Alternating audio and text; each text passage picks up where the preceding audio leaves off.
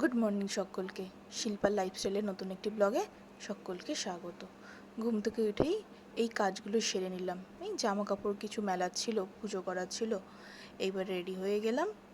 Ready হয়ে তোমাদেরকে bye bye করে চললাম আমি অফিসে। আজকে অফিসে না লাঞ্চে সেরকম কিছু খাওয়ার ইচ্ছা হয়নি, কিন্তু এই যে ক্রেভিং, আমার মাঝে মাঝে কিন্তু মিষ্টির ক্রেভিং ওঠে। তাই জন্য আর লোভ সামলাতে না পেরে আমার একটু মিষ্টি খাওয়া। তারপর চলে গেছি পাশের একটা নার্সারিতে। কিছু গাছ কেনার ছিল।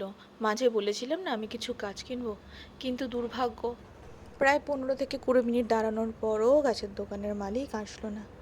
সেই আর কি করা যায়, আমি দাঁড়িয়ে দাঁড়িয়ে অনেক গাছ দেখলাম, গাছের কিছু ভিডিও নিলাম, কিছু ফটো তুললাম। দেখে তারপরে আমি আবার চলে এলাম। শুধু ভেবে এলাম যে কোন গাছগুলো নেক্সট টাইম আমি আবার নেব। এই চীনামাটির টবগুলো কিন্তু দেখতে সুন্দর, কিন্তু দাম প্রচণ্ড বেশি চায়। জানো তো, আমার বোন যেখানে থাকে গুরগাঁওতে, ওখানে চীনামাটির টবগুলো কিন্তু খুব সস্তা। ওখানকার দামের সাথে এখানকার দামের আকাশ আর পাতাল তুলনা। যাই হোক, নেক্সট দিন আবার যাব কয়েকটা গাছ কিনতে। সেদিন তোমাদেরকে আবার দেখাবো কী কী গাছ কিনে নিয়ে এলাম। আমার ছোট্ট ব্যালকনিতে যতগুলো গাছ আছে তার মধ্যেও কিন্তু আমার বেশ শান্তি লাগে। মিনিট 5 বসলেই মনটা আমার শান্ত হয়ে যায়। তোমাদের কার কার গাছ ভালো লাগে? এবার আমার কিন্তু অফিস থেকে বাড়ি ফেরার পালা। অফিস থেকে যখন বাড়ি ফিরছিলাম, হঠাৎ দেখলাম আকাশটা ভীষণ সুন্দর, বেশ সুন্দর হাওয়াও দিচ্ছিল। তাই হাঁটতে হাঁটতে ভিডিওটা না করে থাকতে পারলাম না। একটা যেন মায়াবী জাদু খেলছিল সেই মুহূর্তে আকাশের মধ্যে। দেখো, তোমাদেরকেও দেখাচ্ছি কত সুন্দর লাগছে এই আকাশটা। দেখতে পাচ্ছ? অসাধারণ দেখতে লাগছে। কিন্তু ওয়েদারটা মোটেও ভালো ছিল না, সেই একই রকম গরম। তাতে কি, আমি তো এই আকাশের মুগ্ধতায় মুগ্ধ হয়ে গেছি। বাড়ি চলে এলাম। এসে হচ্ছে রোজকার রুটিন, গাছের জলগুলো দিয়ে দেখলাম যে কর্তামশাই এক গাদা জামা কাপড় ওয়াশিং মেশিনে কেচে রেখে গেছেন, সেগুলো মেলে দিলাম। আমাদের বাড়িতে দুর্ঘটনার খবরটা তো সবাই জানো, কি ভয়াবহ পরিস্থিতি। এখন না মানুষের রাস্তায় বেরানোটাই যেন মনে হয় জীবন হাতে নিয়ে বেরানো। কখন কি হবে কে জানে। সবসময় মাথায় চিন্তা করে প্রিয়জনদের জন্য বা যাদেরকে চিনি না জানি না সবার জন্যই একটা দুশ্চিন্তা কাজ করে যে কখন চোখের সামনে কি আবার দেখব, কি আবার ঘটে যাবে। যাই হোক, দেখো অফিস থেকে আসার সময় এই পার্সেলটা এসছে। আমি সব পার্সেল ডেলিভারি অফিসেই নিই, কারণ বাড়িতে তো থাকি না। এটা হচ্ছে আজকে তোমাদের সাথে শেয়ার করছি। এই মনে হয় ফার্স্ট টাইম হবে যে আমি কোনো পার্সেল তোমাদের সাথে আনবক্স করছি।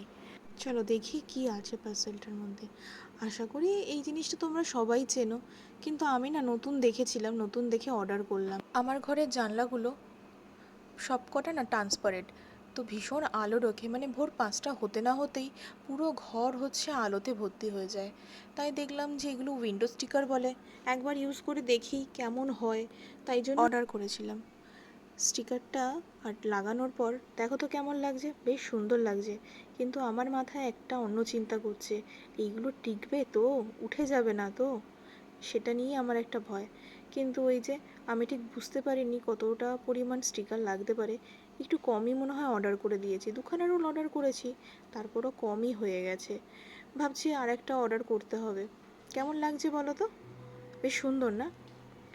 আমাজন প্রাইমে দেখলাম নতুন একটা মুভি এসছে, আমি তো আগে দেখিনি, তাই দেখতে শুরু করলাম। কিন্তু দেখতে দেখতে আমি ঘুমিয়ে পড়েছিলাম, কখন আমি নিজেও জানি না। তারপর হাজব্যান্ড চলে এসছে, অফিসে আরেকটা পার্সেল এসছে। আমি বললাম তুমি ওই রাস্তা থেকে ফেরার সময় আমার পার্সেলটা নিয়ে চলে আসবে। নায়িকা থেকে কয়েকটা জিনিস অর্ডার করেছিলাম, ওই রেগুলার টুকটাক জিনিস। চলো তোমাদের সাথে শেয়ার করি। একদিনে আজ হচ্ছে 2খানা পার্সেল চলে এসছে। বেশ ভালোই লাগছে জানো তো তোমাদের সাথে এই জিনিসগুলো শেয়ার করে। আমি হচ্ছে তোমাদেরকে আমার লাইফের একটা এখন পার্ট মনে করি, তাই জন্য বেশ ভালো লাগে তোমাদের সাথে সমস্ত কিছু শেয়ার করতে। নতুন এইটা নিলাম, দেখি কেমন হয়। ওই ফুড ক্রিমটা, এই ওয়াদিন না আগে হচ্ছে ফেশিয়াল কিট বলে একটা কিছু আসতো, মনে পড়ছে না ঠিক, ওটা ভীষণ ভালো ছিল। আর এইটা নিলাম হচ্ছে আমার বোনের দেখা দেখে, ওর থেকে ইউজ করে আমার বেশ ভালো লেগেছে, একটা কুলিং এফেক্ট দেয়, তাই জন্য নিলাম।